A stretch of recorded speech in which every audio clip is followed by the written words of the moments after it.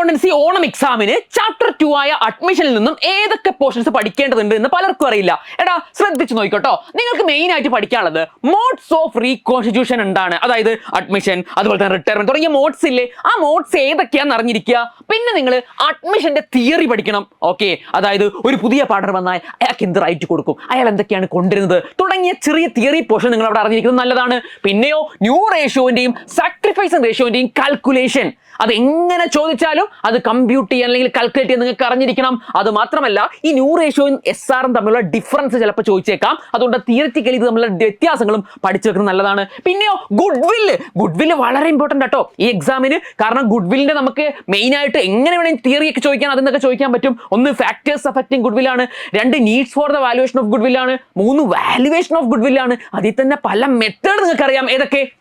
Valuation of goodwill, average profit method അല്ലേ, super profit method, capitalisation method തുടങ്ങിയ മെത്തേഡുകൾ വഴി എങ്ങനെ ഗുഡ് വില്ല് കണ്ടുപിടിക്കാം എന്ന് നിങ്ങൾ അറിഞ്ഞിരിക്കണം. അതിൽ തന്നെ സൂപ്പർ പ്രോഫിറ്റ് മെത്തേഡ് ഭയങ്കര ഇമ്പോർട്ടന്റ് ആണ്. അതിന്റെ തന്നെ ക്യാപിറ്റലൈസേഷൻ ഒക്കെ നിങ്ങൾ നോക്കി വെക്കുക. വെയ്റ്റഡ് ആവറേജ് പ്രോഫിറ്റ് മെത്തേഡിൽ ഗുഡ് വില്ല് കണ്ടുപിടിക്കുന്നത് ഒന്ന് എന്ത് ചെയ്യുക, ഒന്ന് ഹൈലൈറ്റ് ചെയ്ത് പഠിച്ചു വെക്കുക. ഇതൊക്കെയാണ് ഗുഡ് വില്ലിന്റെ വാല്യുവേഷൻ പാർട്ട് എന്നുള്ളത്. എന്നാൽ അതൊന്നും കഴിഞ്ഞാലും ഗുഡ് വില്ല് തീരുന്നില്ല. ട്രീറ്റ്മെന്റ് ഓഫ് ഗുഡ് വില്ല് എന്നൊരു ഏരിയയും കൂടി ഉണ്ട് അഡ്മിഷന്റെ. അതാണ് ഏറ്റവും പ്രധാനം അല്ലേ. ജേർണൽ എൻട്രീസ് ഒക്കെ വരുന്ന ട്രീറ്റ്മെന്റ് ഓഫ് ഗുഡ് വില്ല് ഉണ്ട്. അതും നിങ്ങൾ എന്ത് ചെയ്യണം, കൃത്യമായി പഠിച്ചു വെക്കണം.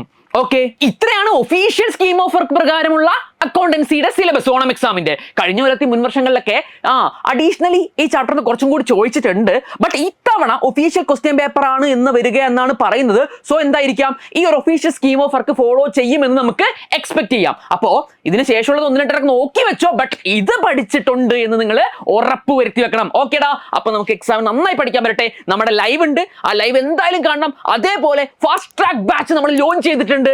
ആ ലോഞ്ചിൽ ഏറ്റവും ഓഫർ പ്രൈസിൽ ഏർലി ബേർഡ് ഓഫറിൽ നിങ്ങൾക്ക് കിട്ടും. നിങ്ങൾ ജസ്റ്റ് ഈ വീഡിയോ ലിങ്ക് ജസ്റ്റ് ഫിൽ ചെയ്താൽ നിങ്ങൾക്ക് ആ ബാച്ചിലും ജോയിൻ ചെയ്യാൻ പറ്റും. അപ്പൊ തൽക്കാലത്തേക്ക് ബൈ.